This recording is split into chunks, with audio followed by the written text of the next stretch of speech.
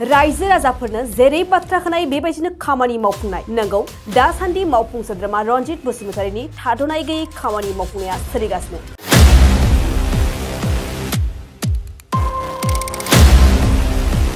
मावफुं सोद्रोमानि दासान्दि गोख्रै लामा दालां न' आरो गोबां बिथांखि बेखेवना होनायखौ रायजो राजाफ्रा जोबोरैनो गोजोनदों। बिटिआर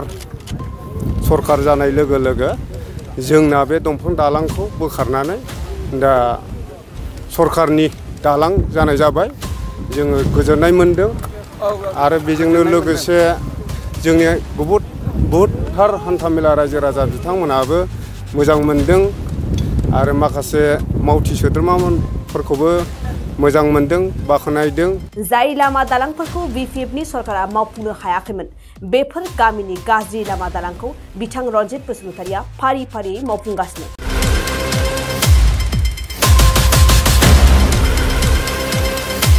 दिनै 14 नं चिरां दुवार बियाबनि खुंग्रिं बिसिडिसिनि सिङाव थानाय सेरेखागुरियाव गंसे आरसीसी दालांखौ मावफुं सोद्रोमा रनजित बसुमतारीया बेखेवनानै होयो। बेनि अनगायैबो आस्राबारि बिसिडिसिनि सिङाव थानाय आस्राबारि गोथैबारि पुरब गलाजार गामियाव हाबलांनाय सीसी ब्लक जाबनाय लामाखौबो बेखेवना होदों बिथां रनजित बसुमतारीया। रायजो राजाफ्रा बुंदों गोलाव बोसोरनि उनाव लामा दालांनि जेंनाफ्रा उदां जाबाय। बोसोराव जोङो इमान बोसोर जोङो गोदो हाबनानै दंमोन, जों खाथिदोंमोनब्लाबो जोंनि बे गामिया बा ओनसोला जों नासयजादोंमोन। जोङो 17 बोसोर बिथांमोनहा जितु बिपिएफ सरकार खुंसेयावबो जोंनि बे लामाया गोदोनानै थालांदोंमोन। मेन रड खाथि आरो अफिस खाथि बिथांमोना जोंनि लामाखौ नायसनाखैमोन। दिनै सारमोनहा जोंनि प्रमद सारमोन दैदेननाय बे गोदान सरकाराव आं दिनै बे लामाखौ मोनफुंनो हाबाय। आं रोजा रोजा आं सारमोननो जोबथा आंनि गोसो गोरबोनिफ्राय साबायखर बावनांगोन जे जोंहा दिनै गुड एकदम खाफाल मोजां गुड लाखि जों सानना लानांगोन। बिटिआर सरकारखौ प्रमद बर' सारनिसिम रोजा रोजा आं साबायखर बावहरो आरो जोंनि रनजित सार जेब्लायबो सारा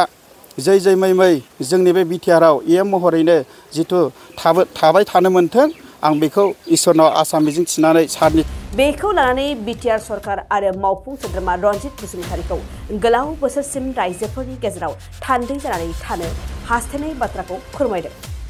गोदान लामा दालांखौ मोननानै बे ओनसोलनि रायजो राजाफ्रा मा बुंदों फै आबुं बाथ्राखौ मिन्थिना लानि। दा जोङो दिनै नैबे आस्राबारि गोथैबारि पुर्ब गलाझार जितु बे भिलेज रड दिनै जि जोङो दिनै गोदान सरकार बिटिआर दिनै जोंनि प्रमद बर' सार दैदेननाय सरकार दिनै जोंनि रनजित सारमोन दैदेननाय बे जोंनि बिटिआर गोदान सरकाराव जों दिनै बे लामाखौ सीसी ब्लक हिसाबै जों मोनफुंनो हाबाय। दा एमाउन्टखौ आङो आधा किल'मिटाराव गासै 40 लाखनि मोनफुंनो हादों जोंनि बे गोदान सरकाराव। जितु थांनाय 17 बोसोराव जोङो इमान बोसोर जोङो गोदो हाबनानै दंमोन, जों खाथिदोंमोनब्लाबो जोंनि बे गामिया बा ओनसोला जों नासयजादोंमोन। जोङो 17 बोसोर बिथांमोनहा जितु बिपिएफ सरकार खुंसेयावबो जोंनि बे लामाया गोदोनानै थालांदोंमोन। मेन रड खाथि आरो अफिस खाथि बिथांमोना जोंनि लामाखौ नायसनाखैमोन। दिनै सारमोनहा जोंनि प्रमद सारमोन दैदेननाय बे गोदान सरकाराव आं दिनै बे लामाखौ मोनफुंनो हाबाय। आं रोजा रोजा आं सारमोननो जोबथा आंनि गोसो गोरबोनिफ्राय साबायखर बावनांगोन जे जोंहा दिनै गुड एकदम खाफाल मोजां गुड लाखि जों सानना लानांगोन। बिटिआर सरकारखौ प्रमद बर' सारनिसिम रोजा रोजा आं साबायखर बावहरो आरो जोंनि रनजित सार जेब्लायबो सारा जै जै मै मै जोंनि बे बिटिआरआव इएम महरैनो जितु थाबाय थानो मोन्थों आं बेखौ इसोरनाव आसा मिजिं थिनानै सारनिसिम आंनि गोसो गोरबोनिफ्राय आं मिजिं थिनाय जासिहरो। आरो जोङो दिनै जाबावनांगौ जिखिनि लामा मावफुंनांगौ दङ बे लामाखौबो जों मोजां मोजां मावफुंनो हायो। आरो आं आफा आनान गसाइनाव इसोरनाव बोर बिनानै जोंनि बिटिआर गभर्नमेन्टखौ जोंहा मोजाङै मोजांनो सारमोनहा बेफोरबायदिनो मावफुंलांनो हाबाय थाथों आरो दैदेनलांनो हाबाय थाथों होननानै मोनफ्रोमबो जोंनि बे बिटिआर हालामावहाय जोंनि डेभेलपआ मोजां मोजां जाबाय थाथों आं बेखौ मिजिं थियो। जोंहा सार रनजित सारमोननि दैदेननाय आरो प्रमद बर' सार दैदेननाय बे सरकारा अरायसम जिउ गोलाव थांनानै थाबाय थाथों। जेरै बिपिएफआ 17 बोसोर सालायदों बै समाव जों बिनि 2 गुन जों सालायनो हाथों बेखौ मिजिंथिनानै आं नोंथांमोननिसिम दिनै बे आंनि लामा जाफुंनायनि थाखाय रोजा रोजा आं सारमोननिसिम बयनिसिमबो जोंनि माधब चेत्रि MCLA सार बिथांनि दैदेननायावबो दिनै बे लामाखौ आं मोजां मोजां मावफुंनो हानायनि थाखाय बयनिसिमबो रोजा रोजा आंनि गोसो गोरबोनिफ्राय आरो सारमोननिसिम खनसेबाव फिन आरो आंनि अननाय आरो सिबिनाय आरो जोंनि बे बिटिआर गभर्नमेन्टआ जिउ गोलाव जाथों आरो बिदिनो थांनानै थाबाय थाथों मोजां मोजां मावफुंलांनो हाथों बेखौ बयनिसिमबो इसोरनाव बोर बिनानै बिटिआर गभर्नमेन्टआ मोजां मोजांनो मावफुंलांनो हाथों सरकारखौ आरो जोबथा बिदिनो जोंहा 17 बोसोर बिपिएफआ जेरखम सरकार दादों बिनि 2 गुन सरकार सालायलांनो हाथों प्रमद सारा रनजित सारमोनहा आरो जोंनि MCLA माधब चेत्रि सार जयन्त सार बिथांमोनहा जिउ गोलाव जाथों थेंक इउ एसेनो आच्छा बे खुंग्रिं BCDCनि आन्डारावनो थानाय मोनसे दहलफानि एरिया होननाय जायगा बे जायगायावहाय सिगां थार बे दालांनि जायनि सिगांनो जोङो दंफां दालां बानायनानै बे ओनसोलनि रायजो राजाफ्रा बे लामाजों जिउ खुंनाय जायोमोन दा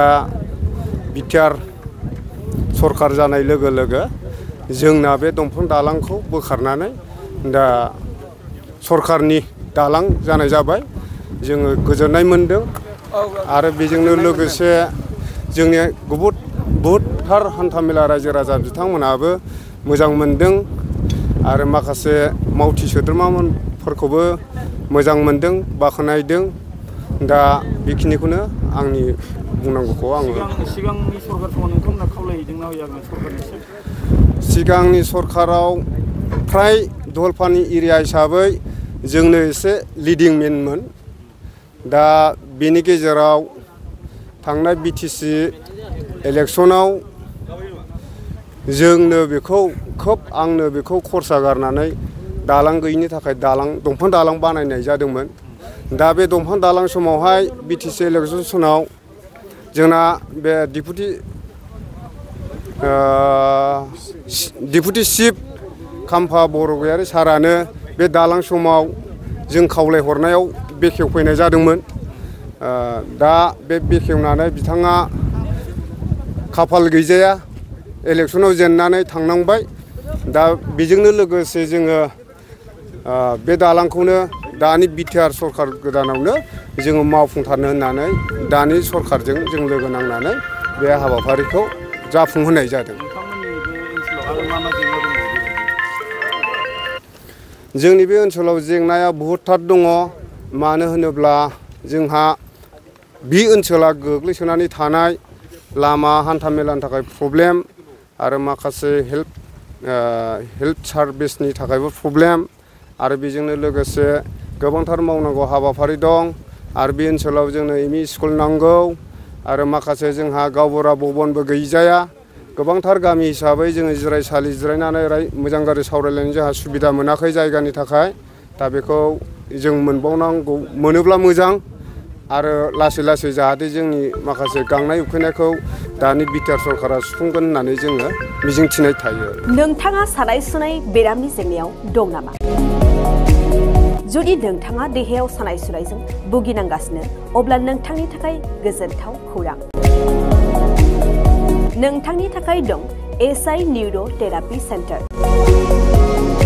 बे थेरापि सेन्टाराव नोंथाङा गोरलैयैनो सानाय सुनाय बेरामखौ फाहामथाय लानो हागोन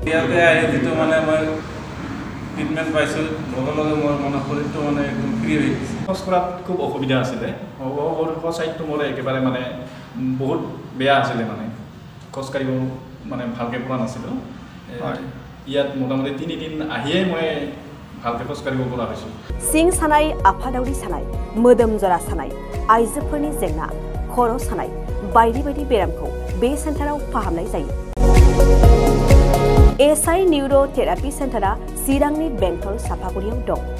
बे सेन्टाराव थानानैबो फाहामथाय लानो हानायनि सुबिदा दं जुदि नोंथाङाबो फाहामथाय लानो लुबैदोंब्ला नैबे मबाइल नाम्बार 7620160459 नङाब्ला 9476977956 आव थोंजोङै जगाजग खालामनो हागोन